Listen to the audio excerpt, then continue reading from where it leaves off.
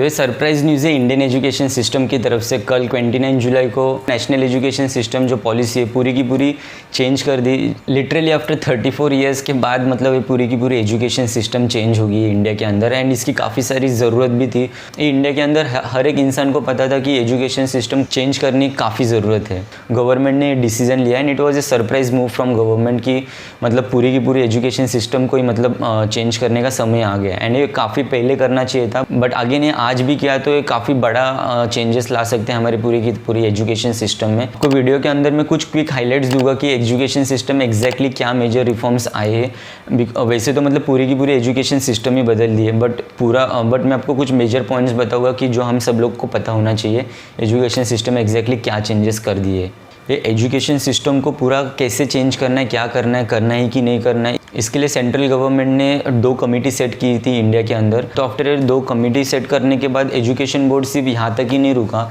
India के अंदर जितने भी मतलब मिनिस्टर्स है, हर स्टेट के मिनिस्टर्स है, यूनिवर्सिटी के जो भी बड़े बड़े डायरेक्टर्स है, चेयरमैन से, टीचर्स है, लिटरली 2.5 लाख ग्राम पंचायत से कंसल्टेशन किया गया एग्जैक्टली एजुकेशन सिस्टम में क्या लाना चाहिए, क्या नहीं लाना चाहिए, कैसे चेंजेस करना चाहिए। और ये काफ़ी टाइम से चल रहा था, ये शायद किसी को पता नहीं होगा। और ये सबके थॉट्स एंड डिसीजंस सुनने के बाद इंडियन एजुकेशन सिस्टम ने डिसीजन लिया कि अभी पॉलिसी चेंज करने की ज़रूरत है। मतलब इस तरीके का कंसल्टेशन वर्ल्ड में आज तक कभी नहीं हुआ एजुकेशन सिस्टम को चेंज करने के इसमें, और ये one of the biggest education system change माना जाता है हिस्ट्री में। तो सबसे पहले तो ये काफ़ी अच्छी खबर है यंग जनरेशन के लिए इंडिया के अंदर जो आने वाले टाइम में जो हायर एजुकेशन में जाएगी उन लोगों के लिए, क्योंकि अभी एजुकेशन सिस्टम जो है होलिस्टिक अप्रोच उन्होंने रखा है जहाँ पे multiple entry and multiple exit होने वाले। मल्टीपल एंट्री मल्टीपल एग्जिट का मतलब क्या है कि अगर 3 ईयर्स या 4 ईयर्स की जो भी डिग्री होगी तो उसमें अगर आप 1 साल डिग्री कर लेते हो एंड बाद में कुछ फाइनेंशियल रीज़न के कारण या कुछ भी पर्सनल रीज़न के कारण आप सेकेंड ईयर कंटिन्यू नहीं कर पा रहे हो या थर्ड ईयर कंटिन्यू नहीं कर रहे तो आप स्टॉप ले सकते हो। आपके जो भी फर्स्ट ईयर के जो क्रेडिट्स होंगे वो एक्यूमुलेट किए जाएंगे, फिर आप भले 2 ईयर्स 3 ईयर्स के बाद भी आते हो आप अपना डिग्री आपका डिग्री कंटिन्यू करने के लिए, तो भी आपका जो एजुकेशन है वो सेकेंड ईयर से कंटिन्यू किया जाएगा। आपको फिर से आपको फिर से स्टार्टिंग से स्टार्ट करने की ज़रूरत नहीं है। और फिर बाद में आपके जो भी कुछ क्रेडिट्स हो गए वो डिजी लॉकर करके जो ऐप होता है गवर्नमेंट की तरफ से उसके अंदर एक्यूमुलेट किए जाएंगे। तो जब भी आप अपना एजुकेशन कंटिन्यू करोगे तो आप वो जो क्रेडिट्स है डिजी लॉकर से उसको फिर से यूज़ में ला सकते हो। एंड पूरी की पूरी जो हायर एजुकेशन सिस्टम है इंडिया के अंदर वो मल्टी डिसिप्लिनरी हो चुकी है। तो पहले क्या होता था कि अगर इंजीनियरिंग के फील्ड में जाना है तो इंजीनियरिंग ही तुम्हें करना पड़ेगा और दूसरी चीज़ आप नहीं कर सकते थे। तो मान लीजिएगा अगर आपको इंजीनियरिंग के साथ फैशन डिज़ाइनिंग करना है या टेक्सटाइल्स की पढ़ाई करनी है तो आप मल्टी डिसिप्लिनरी जो है अप्रोच रख सकते हो। जो भी आपको जिसके साथ भी जो भी और सीखना है एक्स्ट्रा वो आप सीख सकते हो। अभी यहाँ पे कुछ भी रिस्ट्रिक्शंस नहीं है आपको सीखने के लिए।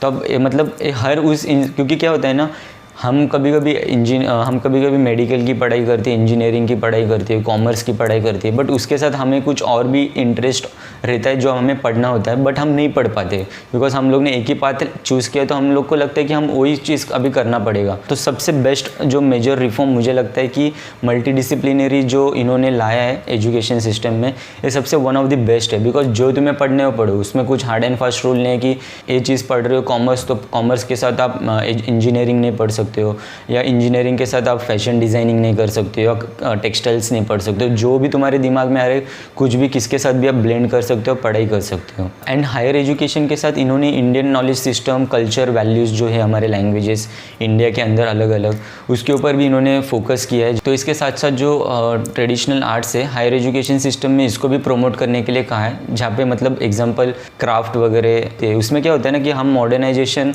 के चक्कर में हम जो हमारे ट्रेडिशनल आर्ट्स एंड वैल्यूज़ है उसे हम लूज़ करना स्टार्ट कर रहे हैं इंडिया के अंदर। तो इसको भी हायर एजुकेशन में ब्लेंड कर दिया गया है ताकि मतलब हमारे जो कल्चर, वैल्यूज़ एंड जो हमारी लैंग्वेज है वो भी बनी रही मॉडर्नाइजेशन के साथ।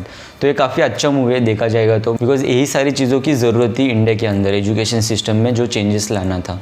और नेशनल एजुकेशन पॉलिसी के अंदर जो सेकंड की हाईलाइट है यूज़ ऑफ टेक्नोलॉजी। जहाँ पे education planning, teaching and learning, college administration and management, तो इन सारी चीज़ों के अंदर एनपीई ने कहा है कि आपको टेक्नोलॉजी को हमेशा ब्लेंड करना है बेस्ट वे पॉसिबल में।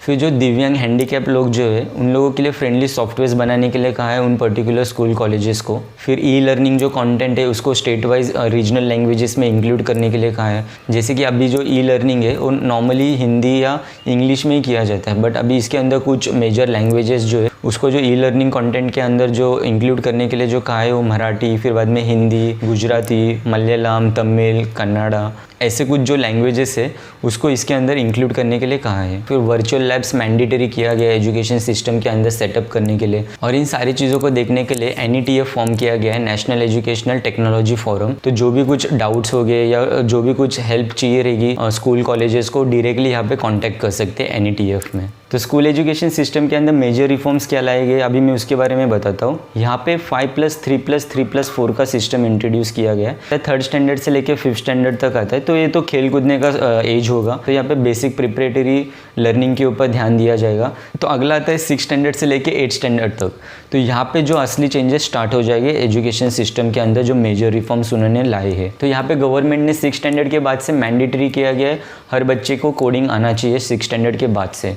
बिकॉज गवर्नमेंट की तरफ से मानना है कि जो क्रिटिकल थिंकिंग बच्चे के अंदर जो डेवलप होती है, इंटेलेक्चुअल थिंकिंग वगैरह, वो कोडिंग से की जाती है, कोडिंग प्रोग्रामिंग से हो सकती है उससे। एंड आने वाला जो टाइम है उसमें कोडिंग एंड प्रोग्रामिंग लगने ही वाली है। तो इसलिए एजुकेशन डिपार्टमेंट ने इसको 6th स्टैंडर्ड से मैंडेटरी कर दिया कोडिंग एंड प्रोग्रामिंग को, जो कि मेरे ख्याल से तो मतलब ये one of the best decision है। तो जब ये 6th स्टैंडर्ड से ही इंट्रोड्यूस किया जा रहा है उन लोग को कोडिंग एंड प्रोग्रामिंग, तो by the age of 2021 basic foundation coding and programming के एकदम स्ट्रॉन्ग हो जाएगी। अभी 6th standard to 8th standard के अंदर और एक चीज़ मैं आपको बताना चाहूँगा जो NP पॉलिसी के अंदर उन्होंने लागू किया है। तो वोकेशनल ट्रेनिंग जो होता है उसके ऊपर इन्होंने काफ़ी फोकस किया है, जहाँ पे अगर किसी को इंटर्नशिप करना होगा किसी कारपेंटर के पास जाके या इलेक्ट्रिशियन के पास जाके समझने के लिए वो एग्जैक्टली चीज़ कैसे वर्क होती है प्रैक्टिकली। बिकॉज हम लोग हमेशा एक दूसरे को बोलते हैं कि प्रैक्टिकल नॉलेज नहीं है, इसको प्रैक्टिकल नॉलेज नहीं, सिर्फ रटा हुआ नॉलेज है।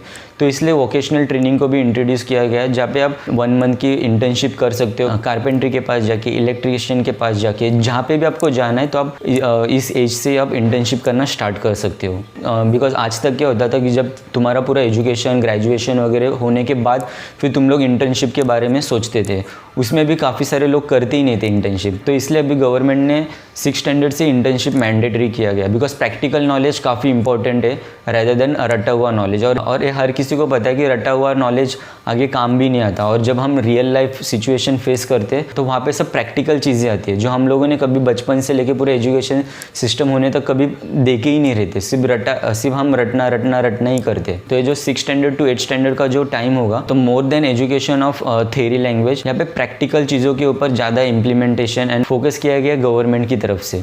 तो अभी आता है last stage 9 to 12 standard.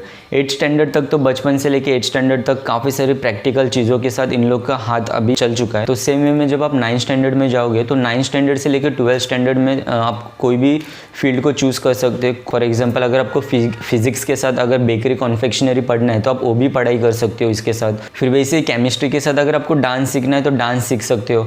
And इसको जैसे केमिस्ट्री को सब्जेक्ट माना जाता है वैसे डांस को भी एज ए सब्जेक्ट ही कंसिडर किया जाएगा। इसको कोई अलग से डिस्क्रिमिनेशन नहीं किया जाएगा कि ये एक्स्ट्रा करिकुलर है वगैरह। अभी से नेशनल एजुकेशन पॉलिसी में एक्स्ट्रा करिकुलर एक्टिविटीज़ हो या वोकेशनल ट्रेनिंग्स हो, जो भी कुछ होगा उसको एज ए सब्जेक्ट ही कंसिडर किया जाएगा एंड उसे एज ए स्टडी ही माना जाएगा। National education policy school system में मैंडेटरी किया गया है कि बुक्स को प्रमोट किया जाए, डिजिटल लाइब्रेरीज बिल्ड किया जाए स्कूल कॉलेजेस में, एंड जो बुक्स जो है उससे रीडिंग करने के लिए हैवीली प्रमोट किया जाए। बिकॉज रीडिंग एक काफ़ी क्रूशियल पार्ट है अर्ली स्टेजेस में क्रिटिकल थिंकिंग डेवलप करने के लिए। एंड जो भी मैंने अभी आपको चीज़ें बताई कॉमन स्टैंडर्ड से NPE 2020 पॉलिसी के तरफ से private school and public school के लिए। तो यही कुछ चीज़ जो मुझे मेन हाईलाइट्स लगे कल के नेशनल एजुकेशन पॉलिसी के अंदर से, वो मैंने आपके सामने रखे। तो अभी जो आने वाली जो जनरेशन है उन लोग के लिए आने वाला टाइम काफ़ी अच्छा होगा एजुकेशन सिस्टम के अंदर। एंड जो फाइनली हमारी जो एजुकेशन सिस्टम जो है ये चेंज हो गई। तो कॉन्ग्रेचुलेशन आने वाले सारे यंग जनरेशन को इस नई एजुकेशन